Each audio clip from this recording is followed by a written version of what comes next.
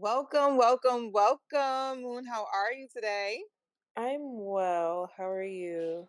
I'm doing well. Oh my gosh. So, this is going to be a fantastic interview. I have so much that I love to talk to you about.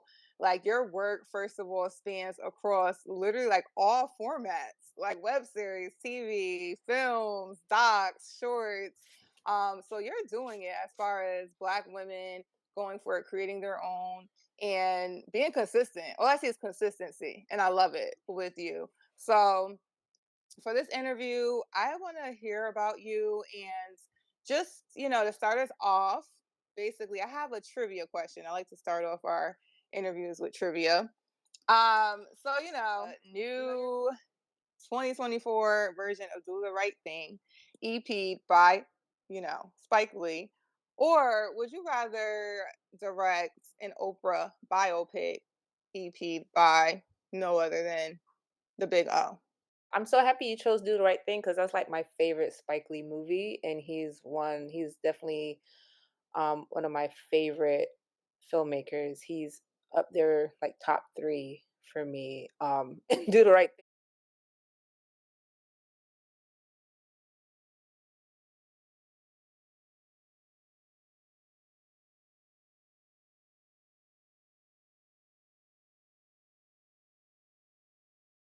All that stuff.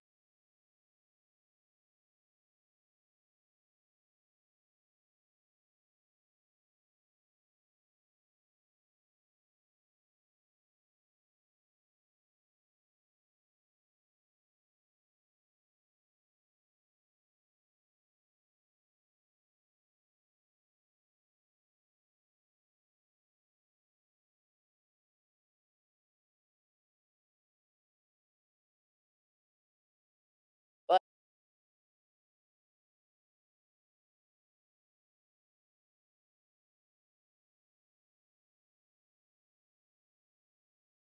Would love to see that. I love and I do like how you capture a lot of like where you're from of South Florida in South Florida.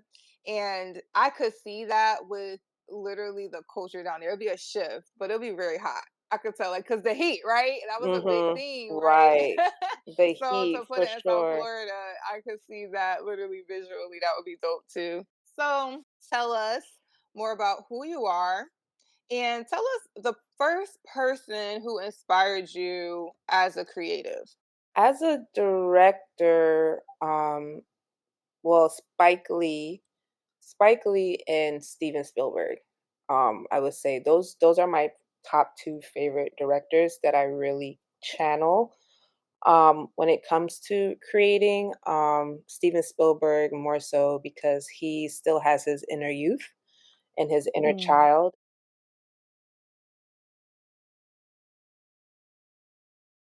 Stories like your ETs, your Jurassic Parks, and even if it's not genre, he still capture youthfulness. So like Catch Me If You Can, The Fablemans, Empire of the Sun. So I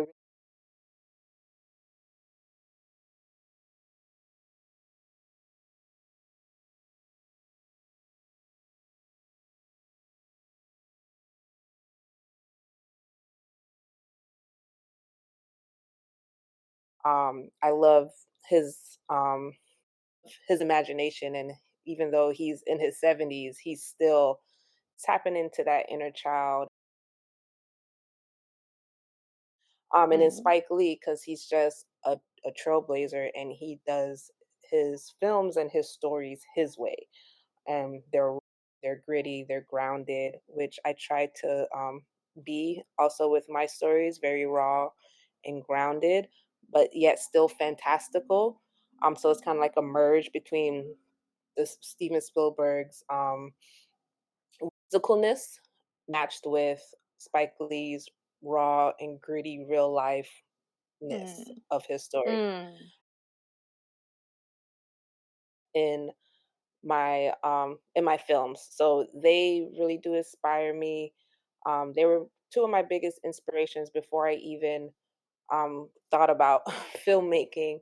And then Mhm. once I made the decision to be a filmmaker, um, it was everyone's favorite media mogul Issa Rae, because Mm, being that big back in the 2012 2013 era with the big blow up of the independent black web series on YouTube when YouTube was just yes. starting.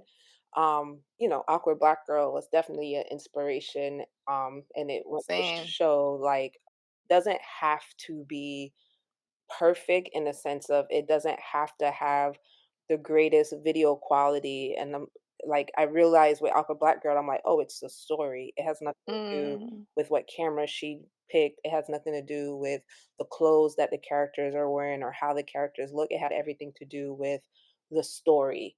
And mhm, that's what got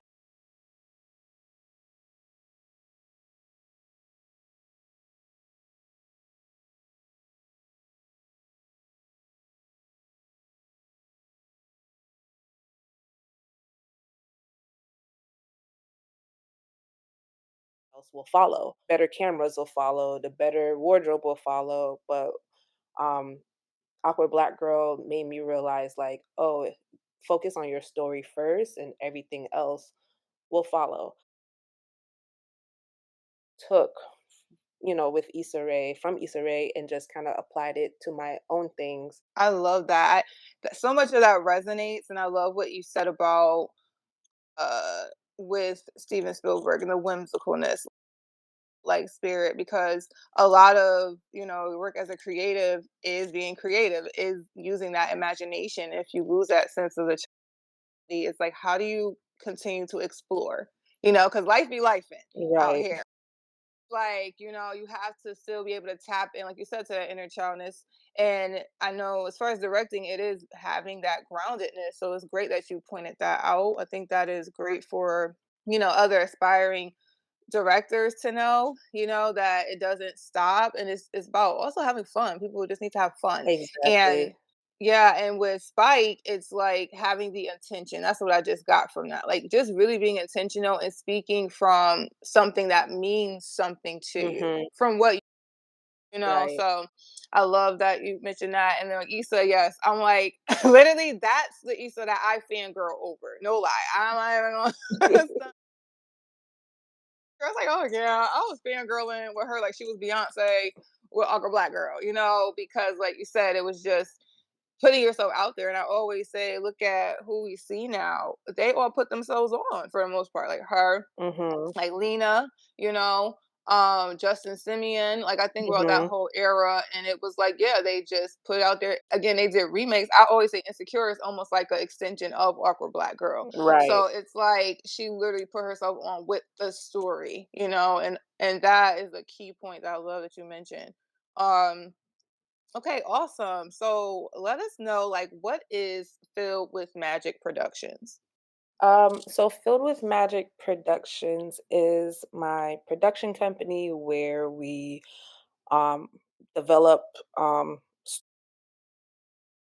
now we're just like developing in-house, so like our and then hope gain capital and do the big girl things, we can fund and make people's stories. So it's a production company that is dedicated to telling stories filled with magic. I like to call them alchemical stories. Mm, I like to call us alchemists mm-hmm, because alchemy is turning like And it's straw. about this girl who gets a job at the club as a bottle girl to take care of her son, and then it kind of just forces her into a journey of self-discovery and freedom within herself. It's a story that I'm still living to this day. As I told you earlier, like I still struggle with wondering if this career is me being selfish and put my son in a mm, bad spot. So it's the story of that's in the festival circuit. And keep in touch on the Fill with Magic page to see which festivals it would be at. Um, and I will definitely love to see people there. And we just wrapped our horror romance series, not series, short film last month called The Newlyweds, starring Latoya Tonadillo from Power and Arlen mm, Escarpeta from Found. mm-hmm. Um, and that's executive produced by Terrell Alvin McCraney, um, who wrote Moonlight and Choir Boy and David Makes Man. Mm, And that will be in festivals next year, so you can just stay up to date with that through our Instagram page. beautiful, beautiful. Thank you so much, Moon. This was an amazing interview. Thank you for having me. Yes. Yes, thank you. This is so good. Did you have a good time? Yes, I did. I really did. Okay. It was different questions because a lot of times when I used to do the podcast interviews, I haven't done it in a while, but it Hmm. would be like the same questions. Yeah, yeah, yeah, yeah, yeah, So yeah. I enjoyed this one. Yeah, awesome. Yeah, I try to like cater it to who I'm interviewing. I do have like the similar questions though, but I do still try to like look at the trivia's, different things that are catered to who we're interviewing. But yes, listen, I gotta talk to you offline. We got but I'm so grateful for this. Like this was beautiful, and I just love your spirit. I love just your intention, and yeah, like you're doing it. I just want to say that to you. You're like, I don't know if this is no, you're it's In all of us. yeah. Um, Hmm. Anytime we're on set and like people come on set, we're always like, we're this is us. Yes, we're working, but it's also a place everyone to play and have an imagination and create. It's not, we want it to be Yeah. fun. It's Again, it's rooted in our childlike spirit, and exactly. that's literally what creates a life worth living. That's how I look at it. Like it's work. Being a creative is fun. Yes, it's a lot of work in some capacity, but it's very much so fun. And I love that you tie in just like these core themes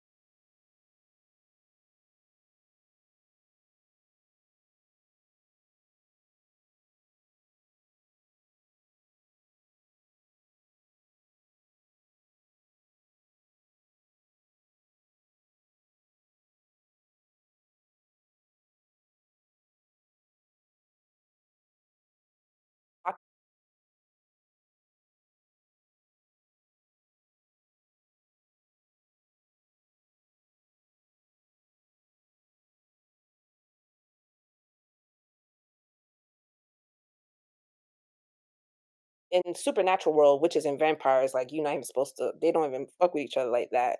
So, yeah, so, like, throughout the 7 seasons, she lost her grandmother, who was played by Jasmine Guy. She lost her grandmother. She did spells that her black ancestors were telling her not to use, and she did it anyway. So then she lost her ancestors, and then she lost multiple boyfriends. She lost friends. Like, she kept losing, and Mm. everyone else kept losing stuff too. She lost her dad, she lost her mom, all for the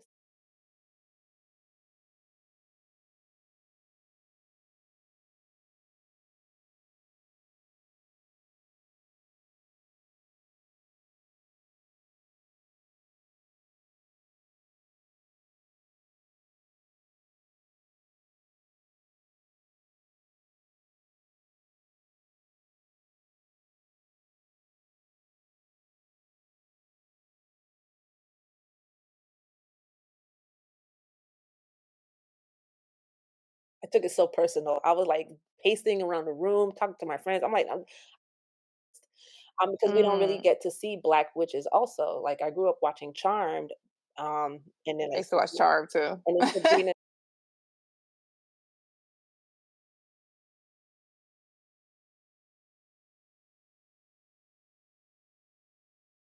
time of my life, I think I was 28, 29, where I was Mhm. started this, film journey. I started this film journey at 25 or 26. Mhm. So 3 years later, and I'm a single mom. So Mm. like, battling myself, like, "What am I doing?" Like, Yes, how yes, there's, like, yes. how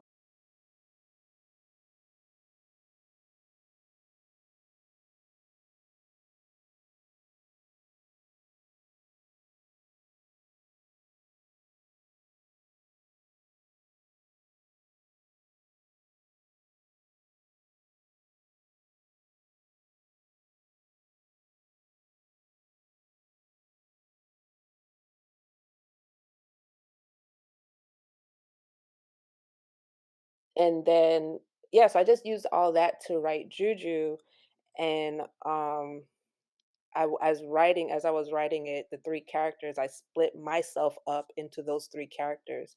So if you put those 3 Mm. characters together, that's all of me. So, yeah, so that was my eureka moment of Mhm.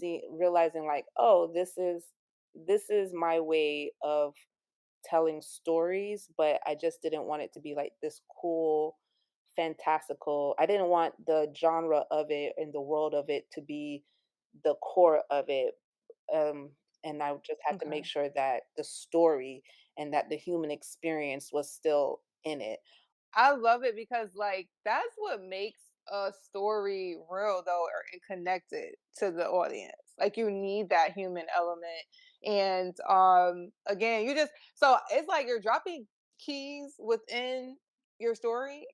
So I'm like for the listeners, I just want to like share that it's about again taking that approach of who you are and what you've experienced and bringing that into what you write. I love that you were into horror and fantasy artists before this whole like it's just Yeah. too much going on right My, now. But you really are about that life basically. since I could even watch TV. Wow. But I wanted to know like with this and coming into what you do, like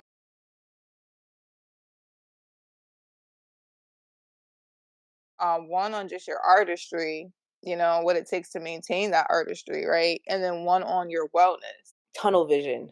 Tunnel vision out. Um, but in a sense of like you have to be so cemented in who you are and the stuff that you're gonna create.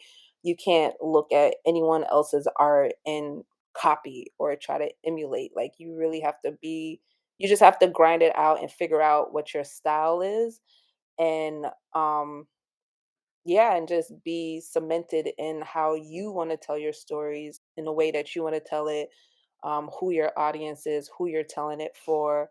Because a lot of times filmmakers or just artists in general, we think that the whole world is our target audience, and that's just Mhm. not the case. You have to Mhm. find your target audience. 8 billion people in the world. They're out there, you know? Um, but if you feed them, they will come. If you build Mhm. it, they will come.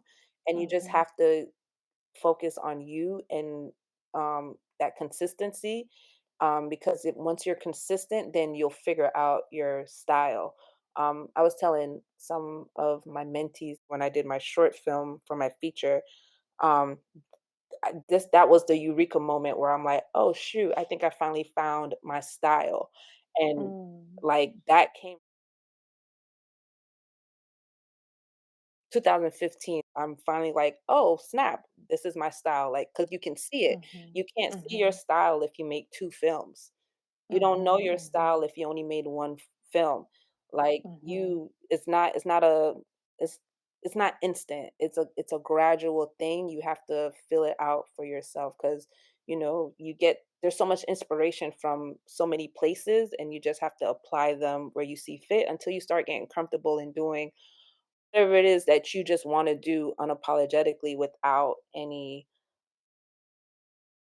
feedback or needing validation and stuff like that. So as far as owning your artistry, you just have to own yourself and take time with yourself. And baby steps are still steps. Like your first film is not going to be what gets you to the top. Because like I said, I'm 8 years in. And a lot of people think my series is my first project when it's really not. There's a bunch Mhm. of small.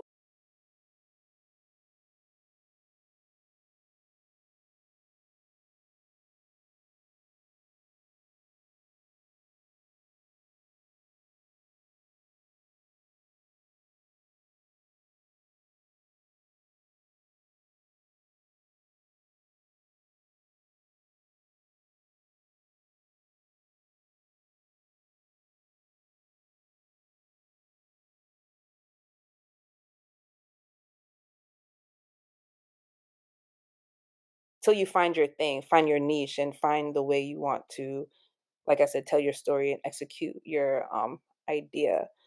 Um, Love it. as far as owning a production company, that's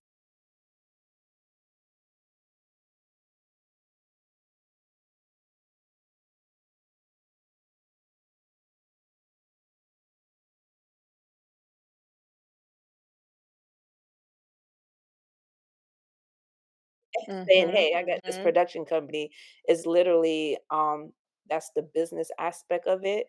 That's the entrepreneurship of it. Um, because owning a production company means that once you are making a film, you have to run it like an actual set. There's paperwork involved, there's finances involved, there's taxes involved, there's just all this corporate stuff involved. And a lot of times Mhm. artists shy away from that. They don't want to do any of that, Mhm. but that's what it means to own a production company because it's a business. Um, Mhm. and with that, if you want to own a production company and have it to be a big studio, like your A24s, your Sony, your Blumhouse, and stuff like that, your Monkey Paws, um, I learned how to run my production company. I'm still learning. I'm still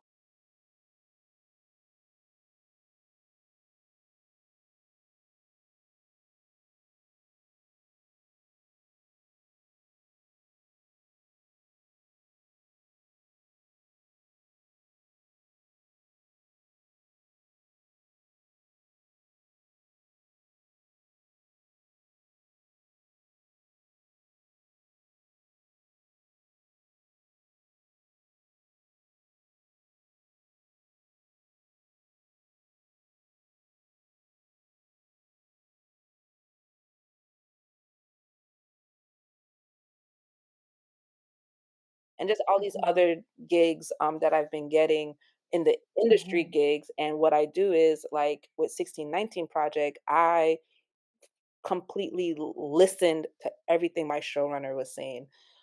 So like just studying the people above me and studying people who know more than you and more experienced than you because on 1619 project and I coordinated production and stuff like that, I was able to bring those skills and all that stuff to my production company and say, okay, Mhm. well, this is how we did it for blah blah blah. This is the paperwork we needed for this. This is how we were able to get that. This is what we need to rent equipment and stuff like that. I was able to take that and apply it to my production company. Same for like Beautiful. the Netflix shows I worked on, or like the commercials I worked on.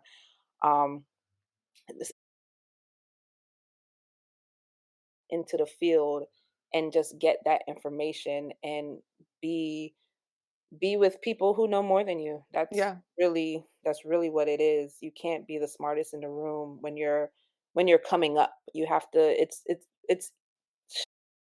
and humbling yourself to know that you don't know anything at all. And like I said, I'm still learning. My last Mhm. project that we wrapped earlier in last month, I learned so much, like so much to where it's like, okay, well, next project, this is how we got to do it. Awesome. I love that. And what about your wellness? What would you say as an artist, your tip on wellness? Ooh, tip on wellness. I'm still struggling with that myself. Just Mhm. that balance. And it's just more so because I know my situation is different than a lot of artists, whereas like I came into this as like I said, a single mom. So Mhm. the way I had to attack this field and stuff in a way that it didn't compromise my child's well-being. Mhm. And for a long time, I that was the only priority, just my child's well-being, until like my well-being made me like put myself first, Mhm. even before my kid. I was overworked, I overstimulated myself. Um, Mhm. I was having mini seizures that I had no idea I was having that really What they say on the airplane, we got enough flight. You gotta get your oxygen mask first. It's not being selfish, it's being selfless, they say. You exactly. know? Yeah. So, surgeries with myself also, Mhm. and Mhm. telling myself like there's no deadlines for any of these projects. Mhm. You're putting the deadline on yourself, and Mm. that yeah,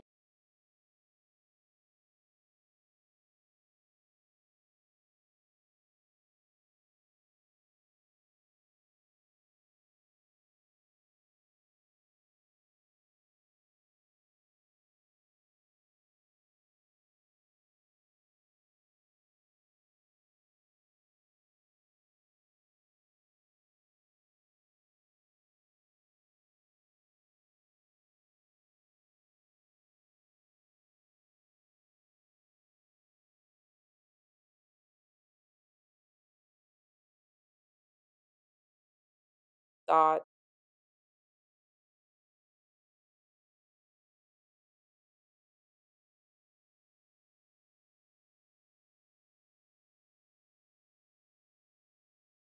therapy. It's so much. Mhm. We gotta Mhm. remember that we are not the art is us. Yes, I love Um, that. Woo! and That's a word. Gotta stop for that. and and energy is a big thing, because if your energy is not right, it transfers into your art and people will be Mhm. able to see it. Mhm. When I did Juju, one of my YouTube comments. I always remember this YouTube comment, but it says it I think about 5 of it said like you can really tell that there was a lot of love put into this. And like ever Mm. since I saw that comment, that's what I've been trying to contain, like just making sure Mhm. that we're making art from a place of peace and not Mhm. survival, Mhm. and I love not, that. I from a love that. dark place and stuff like that, just making it from Mhm. peace and love. I Um, love it. Oh my gosh, see, that's a word right there, girl. You don't put a word. You don't just a skirt. See, this is all we need. Levels to this, and it's taking me back for being on set last year, and that was literally. It's like it's so intentional though. It's like you yeah, have to be like intentional because, especially as a director, you set the tone. I especially love as that a you said that. director, because Mhm. uh, you Mhm. are, as Mhm. a director, producer, you are the leader, and everyone looks at you for the next move, and they're executing your vision and, stuff like that. So, yeah, you have to really be in a great place with yourself, You have to Yes. be confident with yourself. You have to know yourself. You because like I said, if you're not good, the team won't be good, and then everything falls apart. Yes. And this is when I started when I did my web series, when I did Juju, is a book called Leadership and Self Deception, Mm. and um, it talks about leadership, but in a sense of like internally. Like it doesn't say Mhm. like leadership is you telling people what to do. Leadership Mhm. is empowering people to be leaders as well. Yes. And Yes. to do that, you have to look into yourself and make sure that you are the leader in your own life. Yes. And it talks about like self betrayal and self deception and thinking out of the box and seeing people as people and not as objects. It's a whole thing. So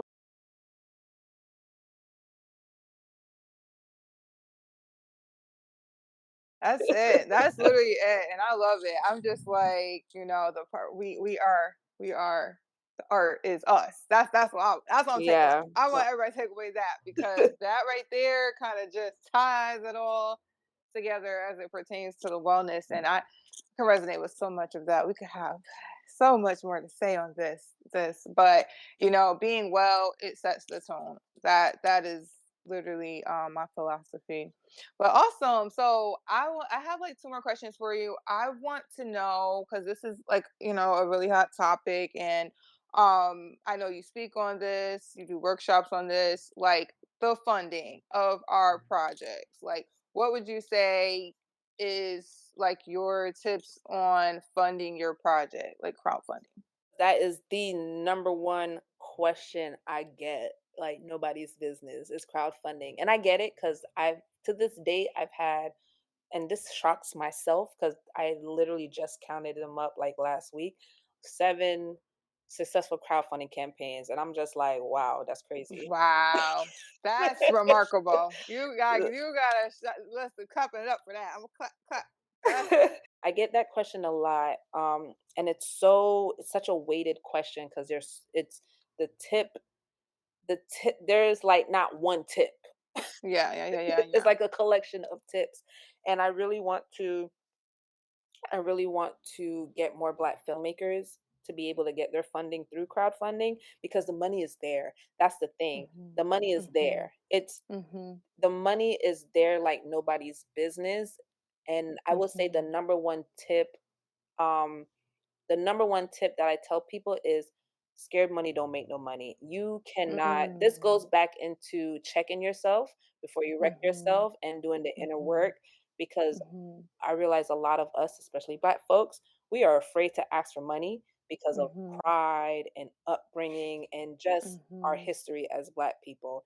And I know for me, mhm, as coming from a Jamaican family, heavy mhm, pride, like, and also mhm, coming from poverty, super pride. It's mhm, like, one, you don't ask for money, don't look like you're begging, don't whatever. mhm, And I had to break myself out of that mentality because mm, I went through also like 20, not 20 years, but my 20s as a single mom, afraid to mhm, ask for monetary help when I mhm, could have just mhm, went and go get the food stamps and go get this mhm. and get this grant or go to the office to get whatever.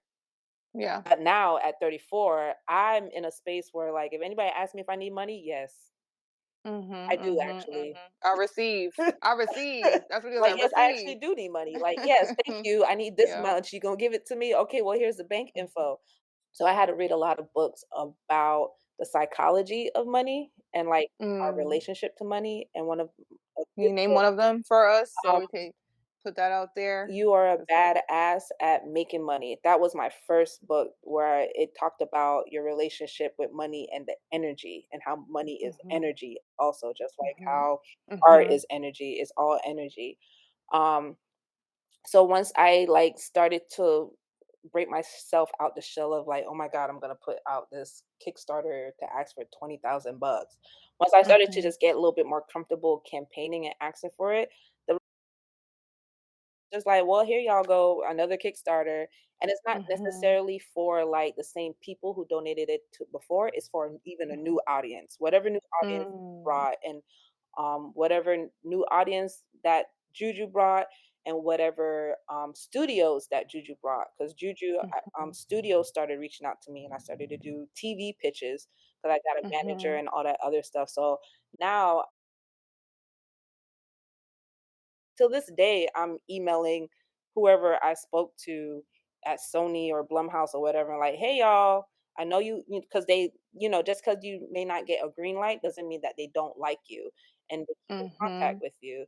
So Mhm. then I just started emailing them, like, "Hey, y'all, I'm making this. Do you have money for it?" So my number one tip, starting tip would be break yourself, figure out your relationship with money, figure out what your Mhm. relationship with money is.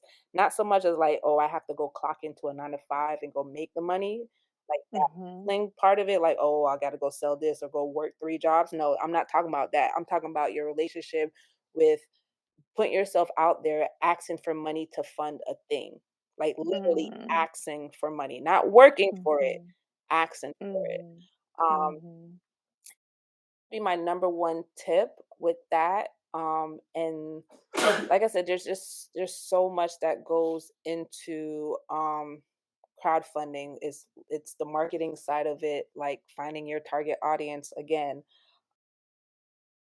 Say some quick tips for anyone who's crowdfunding now or want to and who will listen to this. Finding your target audience is key. The whole world is Mhm. not your target audience.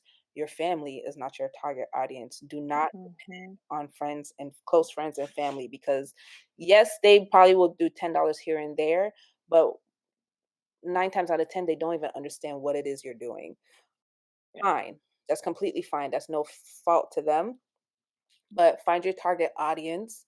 And how we did that with Juju is that we made an Instagram page for the show, and you find 2 comparable TV shows and films for whatever project you're doing. So with Mhm. Juju, I said it's Charmed meets Insecure. And just Mhm. find 2. Just find 2 shows that your 2 shows or films that your, thing is like my film Skettel that I'm doing, I say it's like Dance Hall Queen, the Jamaican film Dance Hall Queen, and The Players Mhm. Club. Um, Mm. so what you do with that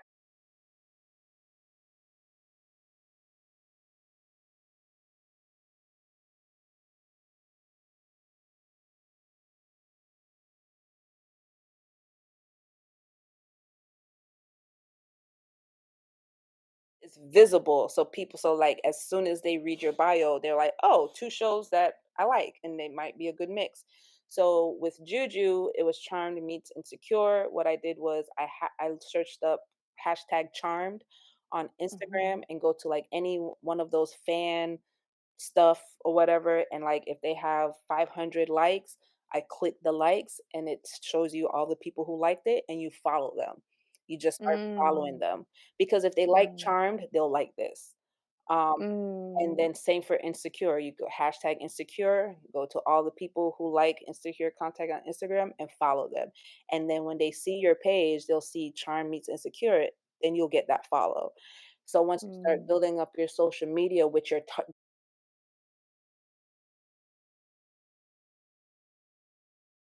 That's that Yeah. that's your target audience. That's the formula for finding your target audience. Then you can even step it up a notch and find people who like witches. Mhm. So Mhm. Mhm. we started hashtagging and looking up all witch shows, whether it was Vampire Diaries, um, The Craft, just anything, any kind of witch film, TV show. We just Mhm. started following all those people who liked that. And same for with Insecure, we started looking up Girlfriends, like the TV show Girlfriends. Mhm. Mhm. There wasn't much girl shows out back then when Insecure was out and I was making Juju. So it was really just Insecure and Girlfriends that we really were able to look up, but it still worked. Um, Yeah. build up that audience, and that's your target audience, and that's part of your prep. And prep is Mhm. about, I will say, you need, especially for first timers, at least 90 days of prep. And this is your prep, Mm. finding that target audience, building up your social media, and just start putting out content about your show, because you can't just come,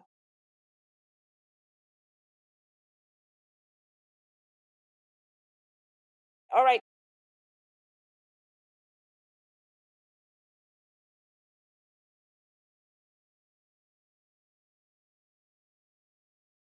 oh, American Horror Story was out at that time, Coven. So we started Mhm. doing like, started uploading Black witches, like Angela Bassett's, when she was in Coven, American Horror Story as Marie Laveau, started Witch Facts, crystals, and just like Mhm. all, just started filling up content with like stock images of witch stuff, and started putting out what the show is about, this, that, and the third. So people started getting antsy, like, is it out yet? Oh my God, I want to see this, blah, blah, blah. And then 30 days later, we launched the Kickstarter and say, hey guys, remember that show that blah, blah, blah, blah? Well, we're raising money for it. Dollars. Okay.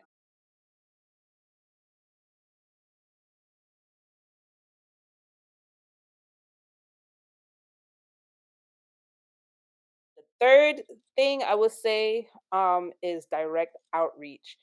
If you just post on social media, you're not going to make your goal. This is where Mm. breaking away from that shame of asking for money comes from. Yes. Direct outreach. And direct outreach means building an email list, which you do in your prep. In an email list, I tell people every single person that you have ever emailed in your inbox. What I do is I go to like my inbox and type in A, and all those,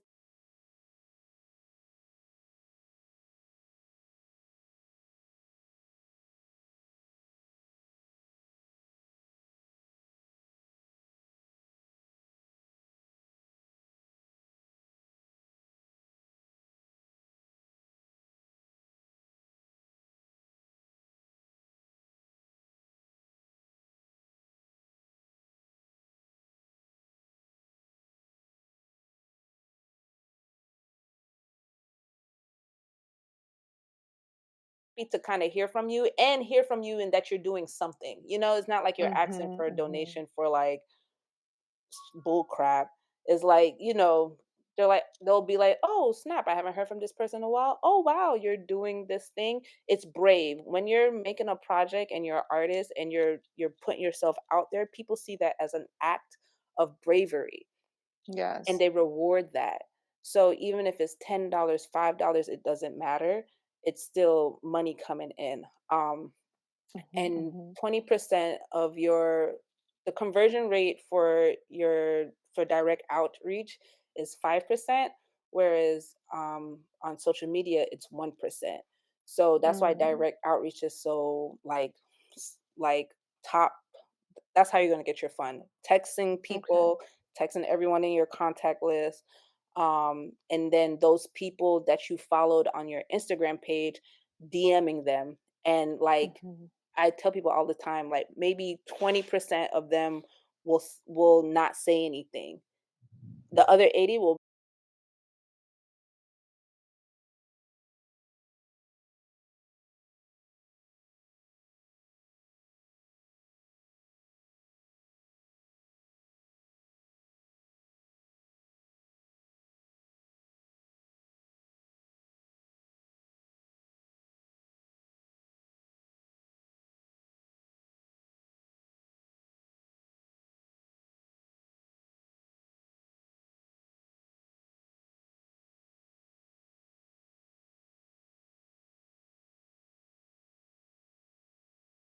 So if your goal is Mm. Interesting. 20,000, if your goal is 20, let's say your goal is 5,000.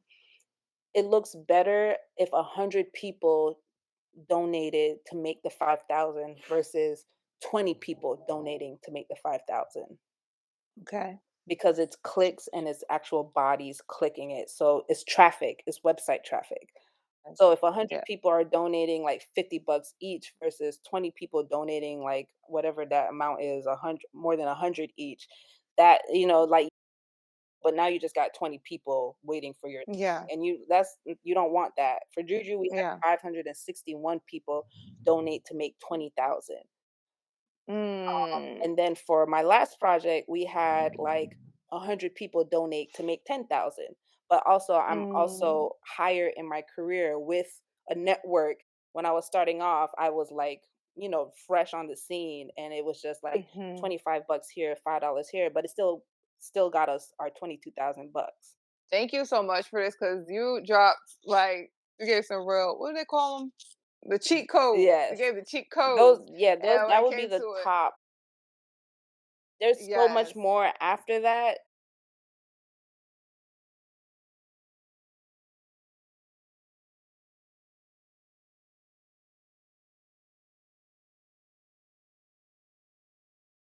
From when you say you do the pre-planning process where you're Mhm. just going out, it's consistency. You have to consistently reach out to people, have to consistently like their stuff, Mhm. research them, like you have to consistently check what you're doing, but also once you're consistent with actually your work, like you said, it's been like 8 years, like, and you've developed a network, but it's been based off of consistency.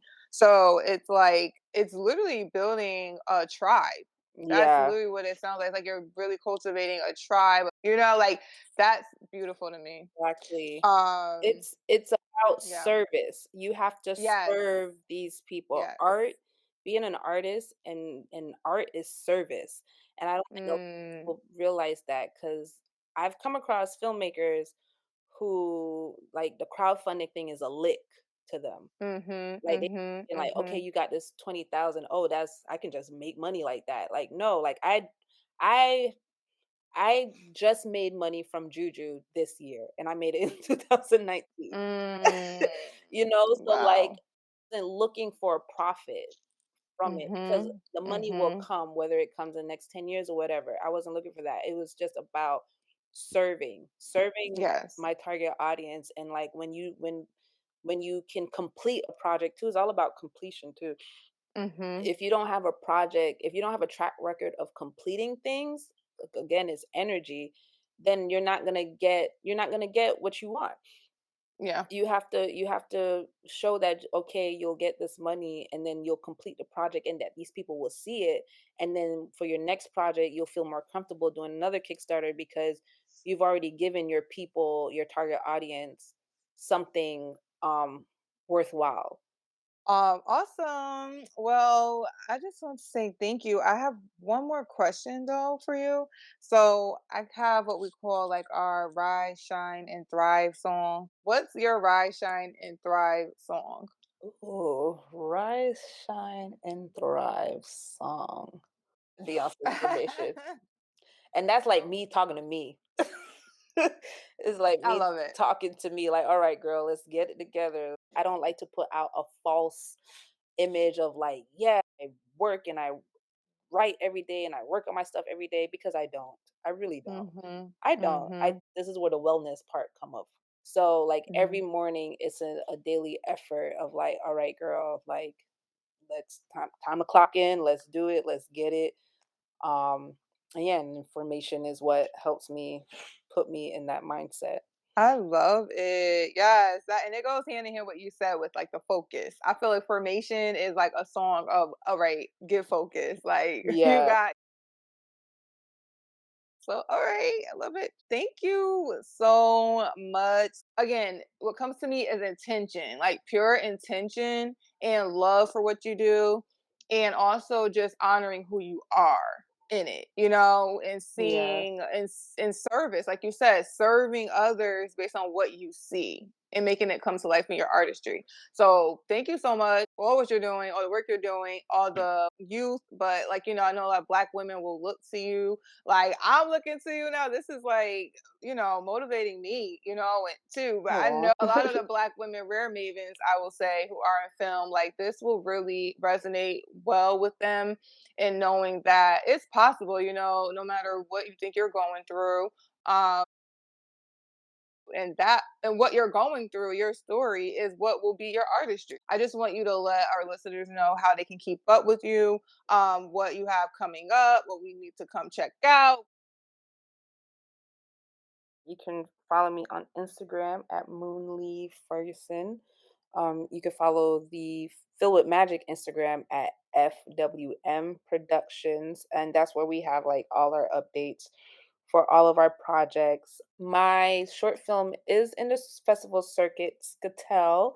It is a short film that serves as a proof of concept for my feature that I am hoping to produce in the near future, God willing.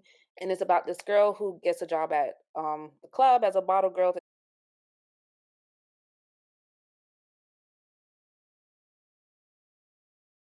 keep in touch on the Fill with Magic page to see which festivals it would be at. Um, and we just wrapped a horror romance short film last month called The Newlyweds, starring Latoya Tonadillo from Power and Arlen Mm, Escarpeta from Found. mm. And that's executive produced by Terrell Alvin McCraney, who wrote Moonlight and Choir Boy and David Makes Man. Beautiful, beautiful. Thank you so much, Moon. This was an amazing interview. Thank you for having me.